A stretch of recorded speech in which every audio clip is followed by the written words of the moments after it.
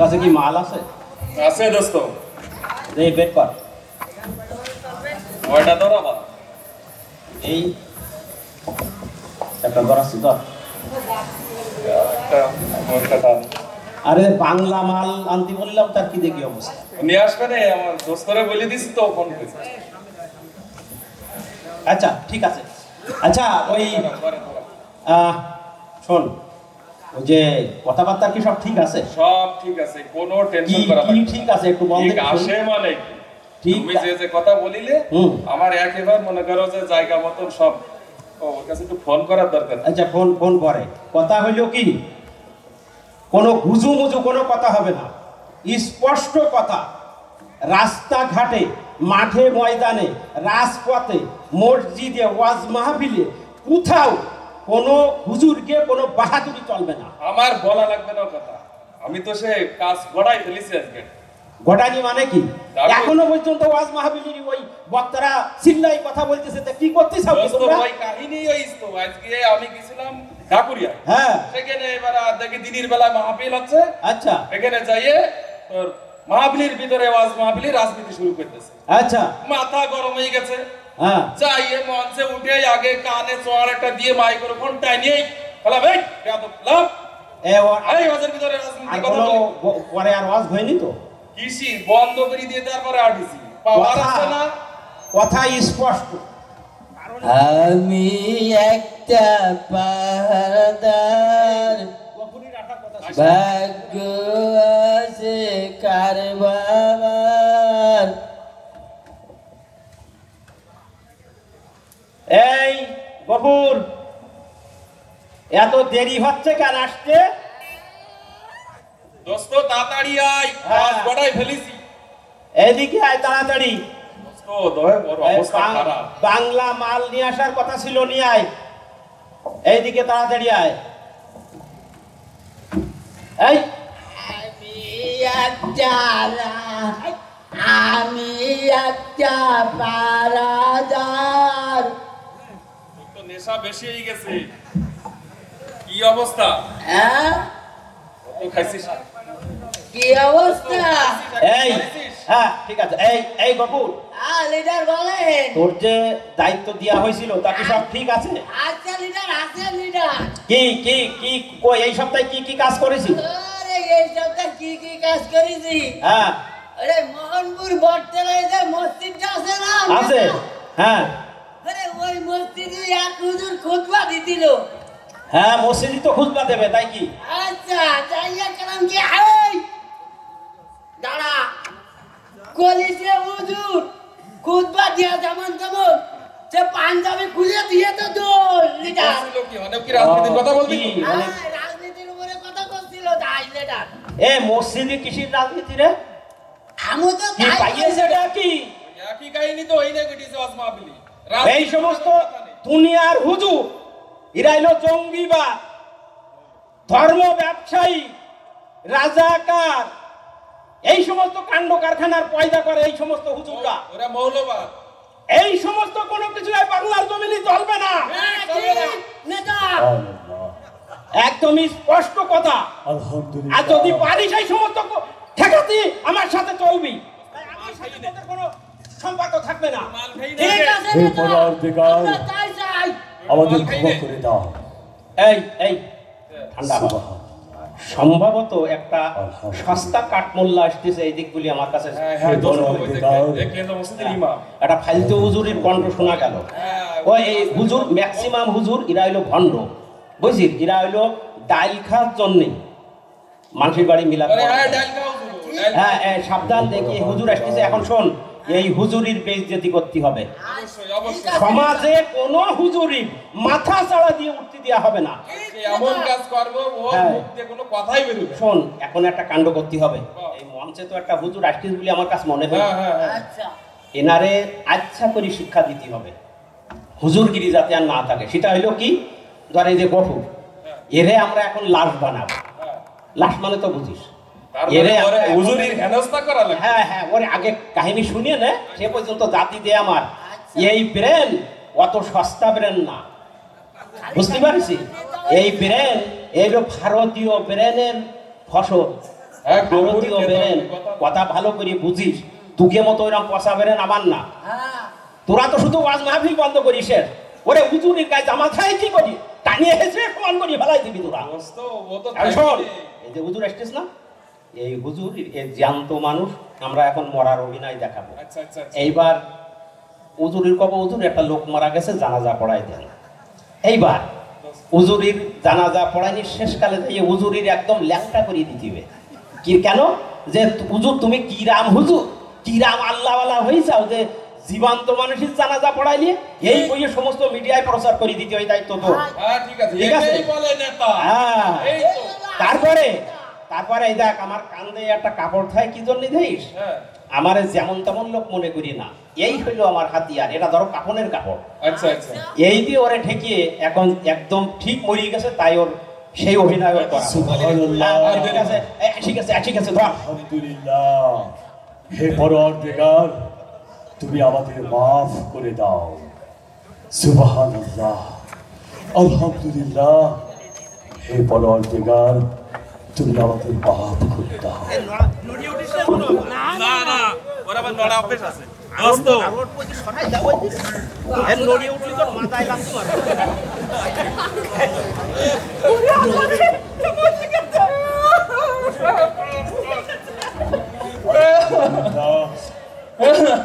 সুবহানাল্লাহ আলহামদুলিল্লাহ হে পরওয়ারদিগার তুমি আমাদের বলকি দেখ হুজুর মাফ করে দাও আসসালামু আলাইকুম হুজুর আসসালামু আলাইকুম ওয়ালাইকুম আসসালাম হুজুর ভালো আছে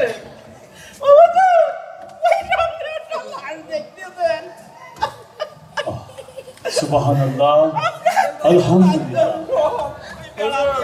আমাদের বন্ধু মারা গেছে হুজুর আপনি আমাদের তোমরা শান্ত হও আমাকে বুঝতে দাও সে কিভাবে মারা গেছেন দোস্ত আজকে হুজুর আমার কথা শোনো বাবা এদিকে এসো এদিকে এসো দোস্ত গো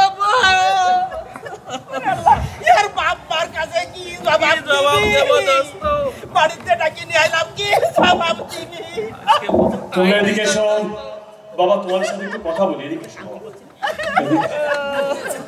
সুবহানাল্লাহ আলহামদুলিল্লাহ হে পরওয়ারদিগার তুমি আমাদের ক্ষমা করো এদিকে এসো। অ্যাক্সিডেন্ট করে মরি গেছে একটু জানা পড়াই দেন ইন্না লিল্লাহি হুজুর রাস্তা পার হচ্ছে এই অ্যাক্সিডেন্টে মারা গেছে ইন্না লিল্লাহি ওয়া ইন্না ইলাইহি রাজিউন খুবই দুঃখের কথা তোমরা শান্ত হও এখন আমাকে কি করতে হবে বলো বাবা হুজুরের জানাজা পড়াই দেন জানাজা পড়াই দেন হুজুর এটা জানাজাত না বাবা জানাজা আমি হুজুর কত ভালো করে পড়িনি কোনোদিন ও মসজিদ মাদ্রাসায় জীবনে যাইনি শিখতে পারিনি আসলে ওকে এখানে কেন জানাজা পড়াতে হবে হুজুর বাড়ি নিয়ে যাও না হুজুর আপনারও পাবো না অনেক কামের মানুষ আপনি যাই জবানে শুধু ওই সুবহানাল্লাহ নাম পাচ্ছেন সুবহানাল্লাহ আলহামদুলিল্লাহ তাই মনে করলাম আমাদের রব। একজন পীর মানুষের কি জানা পড়ালি যদি ওর পরকালে মুক্তি হয় হুজুর শিক্ষা পাই যাবে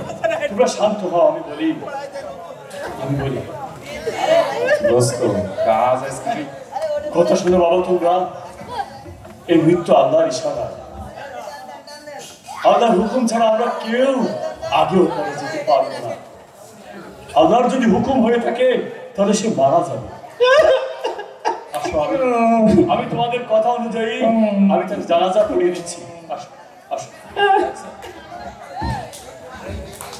হে আমার রব তুমি আমাকে বেজ্জতি করো না রব আমাকে বেজ্জতি করো না।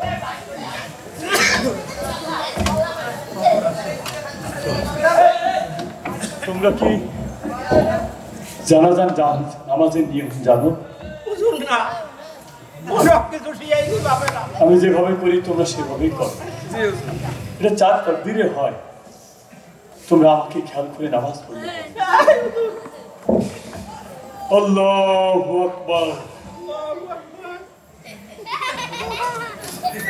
আল্লাহু আকবার আল্লাহু আকবার আল্লাহু আকবার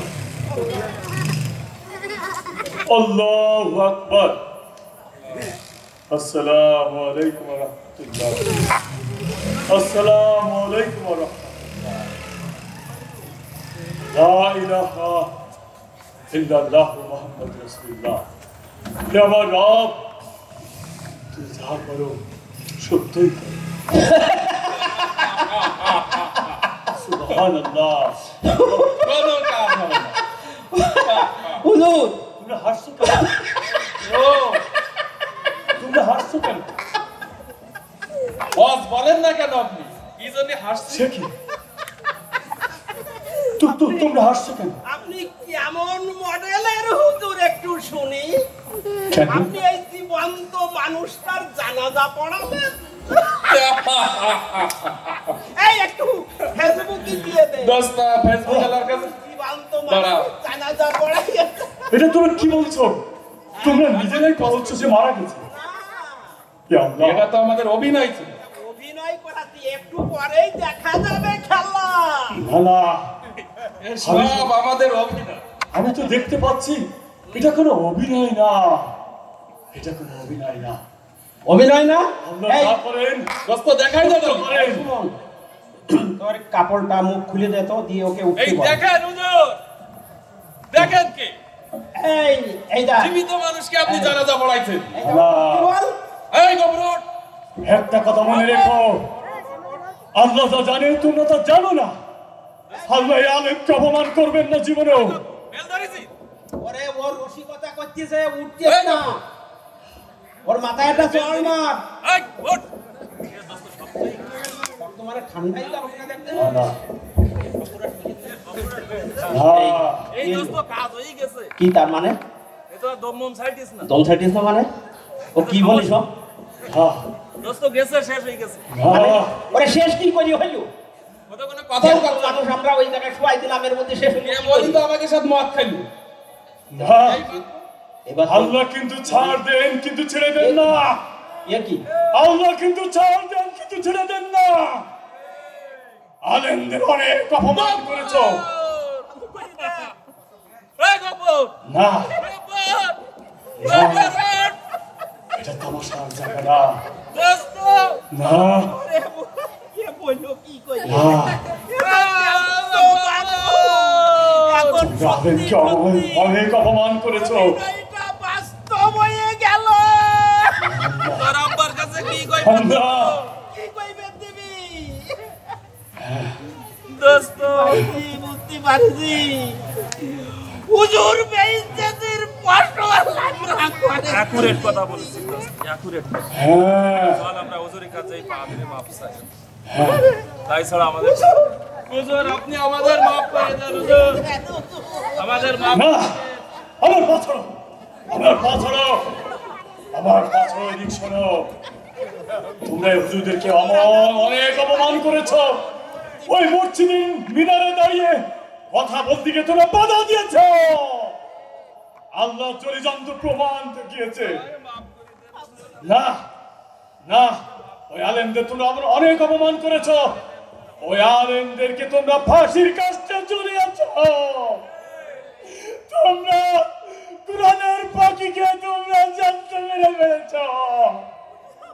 আর না, আর না, এখন বাংলার প্রতিটি ঘরে ঘরে আলেমরা জেগে উঠেছে। হুজুর আপনি যে এত আল্লাহওয়ালা পীর মানুষ, আমরা বুঝতে পারি না আপনার হুজুর, আল্লাহর কাছে দোয়ার আমরা বুঝতে কারণে পারিনি। আলেমের ইজ্জত রাখিয়েছে আল্লাহ। গায়েবী হস্তক্ষেপে আমাদের এই, মারা গেছে হুজুর। তোদের বিবেক, হুজুর, তোদের বিবেক জাগ্রত হয় না? এই, তুই যখন প্রথমে পৃথিবীতে জন্মগ্রহণ করেছিলি তখন তোর আল্লাহু আকবার ধ্বনি এই আলেমরা দিয়েছিল। আর যখন আবার তুই দুনিয়ার সকল সফর শেষ করে যখন ওই কবরস্থ হবি, তখনই তোর কবরে আলেমরা তোকে জানাজা করে তোকে ওই কবরে নামাবে এই আলেমরা। জানিস তুই যে নেতার আদর্শ মানিস, সেই নেতা কি ওই মসজিদের মিনারে দাঁড়িয়ে বক্তব্য দিতে পারবে? পারবে? পারবে তোর জন্য? তুই কবরে যখন শুয়ে থাকবি তোর জন্য দোয়া করতে পারবে? পারবে?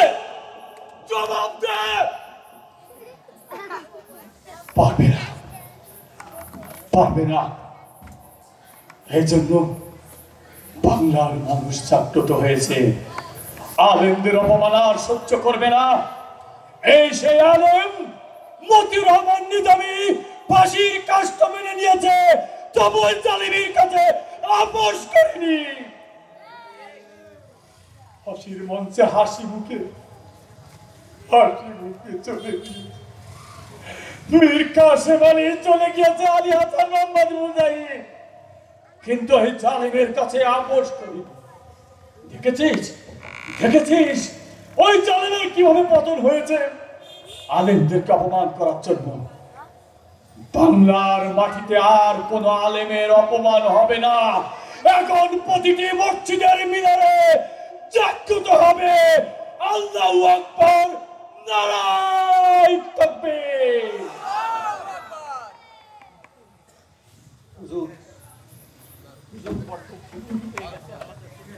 হুজুর আপনি আমাদের মাফ করে দেন, আমরা বুঝতে পারিনি, না বোঝার কারণে আজকে আমরা। হুজুর আপনি ওর জানটা ফিরাই দেন হুজুর। ফিরিয়ে দেওয়ার মালিক আল্লাহ।